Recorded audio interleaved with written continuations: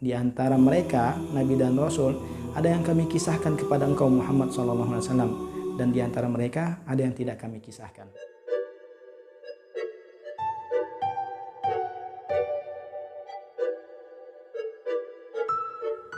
Bismillahirrahmanirrahim. Assalamualaikum warahmatullahi wabarakatuh. Alhamdulillah wassalatu wassalamu ala rasulillah wa ala alihi wa ashabihi wa mawalah. Rabbi syrah li sadri wa yassir li amri wahlul 'uqdatam min lisani yafqahu qawli. Allahumma hdini wahdi bi waj'alni sababan liman ihtada. Pada pertemuan sebelumnya kita sudah membahas tentang iman kepada kitab-kitab Allah Subhanahu wa taala, dan yang utama atau yang terakhir kitab yang Allah Subhanahu wa taala turunkan adalah Al-Qur'an. Insyaallah pada pertemuan kali ini kita akan melanjutkan tentang iman kepada rasul-rasul Allah Subhanahu wa taala.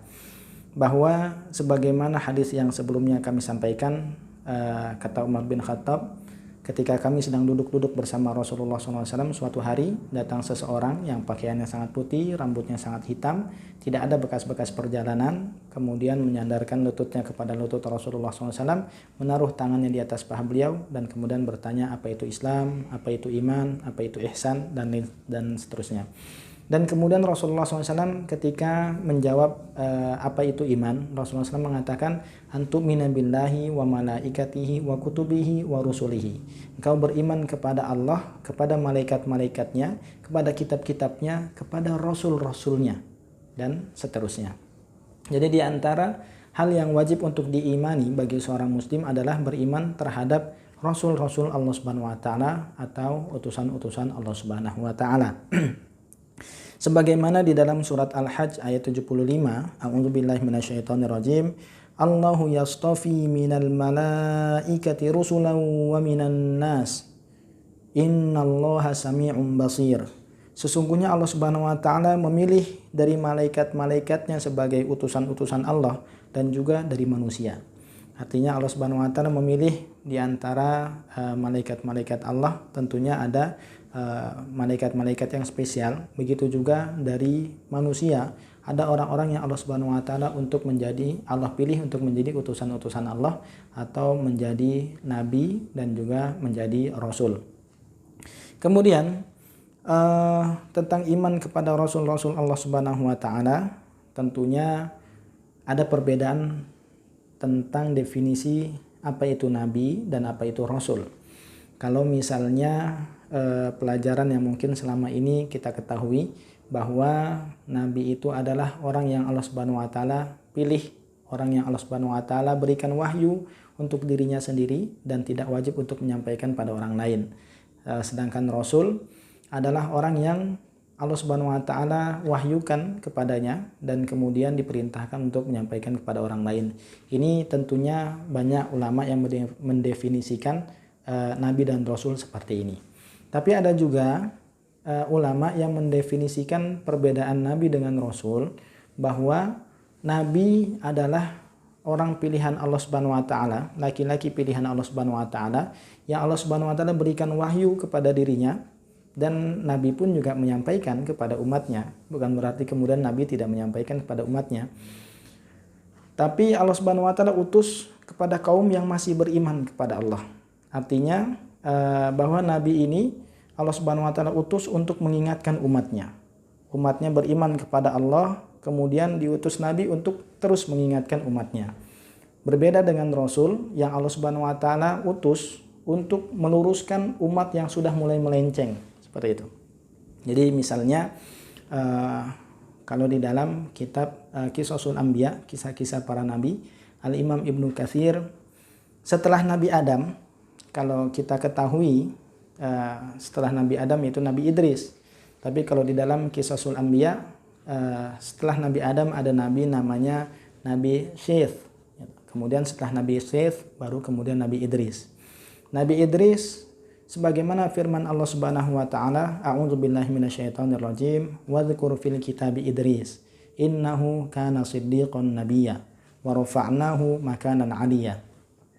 Dan ceritakanlah kisah tentang Idris. Sesungguhnya Idris ini orang yang mencintai kebenaran, dan Idris adalah seorang nabi. Jadi kalimatnya jelas, Idris adalah seorang nabi, siddiqan nabiyya. Karena ada beberapa nama-nama yang disebutkan di dalam Al-Quran, tapi ada perbedaan pendapat apakah nabi atau bukan, seperti Luqman, Imran, Khidir, karena tidak ada dalil sharih jelas mengatakan mereka adalah nabi. Berbeda dengan Idris, Siddiqon Nabiyya, Idris mencintai kebenaran dan seorang nabi. Kemudian warafa'nahu makanan aliyya, dan kami tinggikan tempatnya. Di antara tafsirannya di dalam tafsir Ibnu Katsir ada kisah Israiliyat bahwa Nabi Idris Allah Subhanahu wa taala utus kepada kaumnya, dan pada saat itu kaumnya tidak berbuat syirik kepada Allah. Tapi tetap Nabi Idris mengingatkan kepada kaumnya untuk terus beribadah pada Allah Subhanahu wa taala, bersemangat dalam beribadah, jangan sampai kemudian lalai. Sampai kemudian Allah Subhanahu wa taala mewahyukan kepada Idris, "Wahai Idris, bagi kamu setiap harinya pahala penduduk bumi. Karena kamu setiap harinya mengingatkan mereka, maka setiap harinya bagi engkau pahala seluruh penduduk bumi." Maka kemudian Idris berpikir, ketika setiap harinya mendapatkan pahala seluruh penduduk bumi, maka kalau usianya panjang, maka pahalanya akan makin banyak. Maka di dalam riwayat tersebut dikatakan, suatu hari Idris bertemu dengan salah satu malaikat. Kemudian Nabi Idris mengatakan kepada malaikat itu, "Tolong sampaikan salam saya kepada malaikat maut." Kemudian malaikat itu mengatakan, "Kenapa engkau tidak menyampaikannya sendiri? Engkau ikut bersamaku, kita naik ke langit dan kemudian menyampaikan sendiri kepada malaikat maut." Menyampaikan yaitu agar permintaan Nabi Idris agar ditunda ajalnya, dipanjangkan usianya. Maka kemudian Nabi Idris ikut dengan malaikat itu naik ke langit pertama, kedua, ketiga, keempat. Ketika di langit yang keempat, kemudian malaikat itu bertemu dengan malaikat maut, kemudian mengatakan, "Assalamualaikum." "Waalaikumsalam." Ada salam dari Idris. Kemudian kata malaikat maut, "Apa yang dia inginkan? Gimana dia sekarang?" "Dia ada bersamaku. Dia minta supaya ajalnya ditunda." Maka kemudian kata malaikat maut, "Subhanallah." Malaikat ini mengatakan, "Kenapa?" Kata malaikat maut, "Aku baru saja diperintahkan oleh Allah Subhanahu wa taala untuk mencabut nyawa Idris di langit yang keempat. Aku berpikir bagaimana mungkin aku mencabutnya di langit yang keempat sedangkan Idris berada di bumi. Ternyata Idris naik sendiri ke langit yang keempat." Seperti itu. Maka kemudian ketika malaikat ini bertanya, "Berapa sisa usia Idris?" Malaikat maut mengatakan, "Sekaranglah waktunya." Seperti itu. Maka warafa'nahu makanan aliyya, dan kami tinggikan tempatnya. Di antara tafsirannya dicabut nyawanya di langit yang keempat. Memang riwayat ini adalah riwayat Israiliyat, namun ada juga hadis sahih yang kemudian diriwayatkan oleh Imam Al-Bukhari ketika Rasulullah SAW Isra Mi'raj dari Masjidil Haram ke Masjidil Aqsa, kemudian Mi'raj ke Sidratul Muntaha. Di langit yang keempat Rasulullah SAW bertemu dengan Nabi Idris alaihissalam. Pelajaran yang diambil dari kisah ini bahwa Nabi Idris, Nabi Allah Subhanahu wa taala wahyukan kepada Nabi Idris, dan Nabi Idris pun juga berdakwah menyampaikan kepada kaumnya. Sehingga Nabi pun juga menyampaikan kepada kaumnya. Berbeda dengan yang kemudian kalau Rasul, perbedaannya Allah Subhanahu wa taala wahyukan kepadanya dan disampaikan juga kepada kaumnya. Tapi Rasul ini diutus kepada umat yang sudah mulai melenceng. Ya, jadi Rasul yang pertama adalah Nabi Nuh alaihissalam, karena setelah Nabi Idris wafat, kemudian baru terjadi kesyirikan yang pertama, yaitu ada 5 orang solih, Wad, Suwa, Yaghus, Ya'uq, Nasr, yang kemudian ketika orang-orang tawaf di Ka'bah, 5 orang solih ini selalu khidmah, selalu kemudian berbuat baik kepada orang yang tawaf, dan orang-orang pun juga bersemangat dalam beribadah. Namun ketika 5 orang soleh ini meninggal dunia, orang-orang tidak lagi bersemangat dalam beribadah, sehingga ada salah satu di antara mereka yang mengatakan, "Bagaimana kalau kita buatkan patungnya, agar ketika kita melihat patung orang soleh itu, kita menjadi termotivasi, kita bersemangat, dan kemudian akhirnya kita bisa beribadah dengan giat."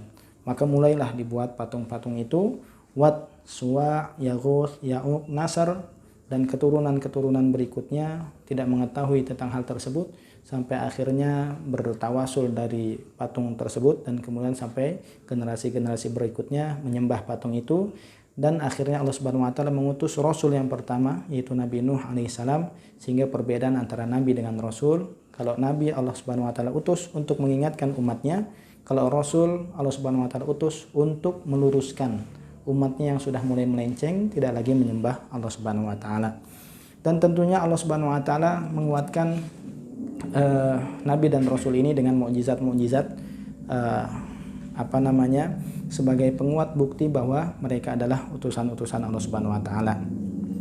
Kemudian tentang jumlah nabi dan rasul memang ada beberapa riwayat. Di sini diantaranya Abu Dzar radhiyallahu anhu pernah bertanya kepada Rasulullah SAW, "Ya Rasulullah, berapakah jumlah nabi dan rasul?" Maka kemudian Rasulullah SAW mengatakan, "Mi'atun wa ishruna alfan wal mursaluna minhum salasumiyah wa salasah asyar." Bahwa jumlah nabi itu 120.000, 313 diantaranya adalah rasul. Dan ada juga riwayat yang lain, wallahu alam, yang jelas bahwa memang minhum man qasasnahu alaika wa minhum man lam naqsus alaik. Di antara mereka nabi dan rasul ada yang kami kisahkan kepada engkau Muhammad sallallahu alaihi wasallam, dan di antara mereka ada yang tidak kami kisahkan. Sehingga yang 25 nabi dan rasul yang kita hafal selama ini itu tentunya adalah sebagian dari nabi-nabi yang Allah Subhanahu wa taala utus, dan tentunya yang wajib kita imani dan kemudian kita ikuti tentang sunnah-sunnah atau tentang kebaikan yang telah mereka ajarkan. Mungkin ini yang bisa saya sampaikan dalam pertemuan kali ini. Wassalamualaikum warahmatullahi wabarakatuh.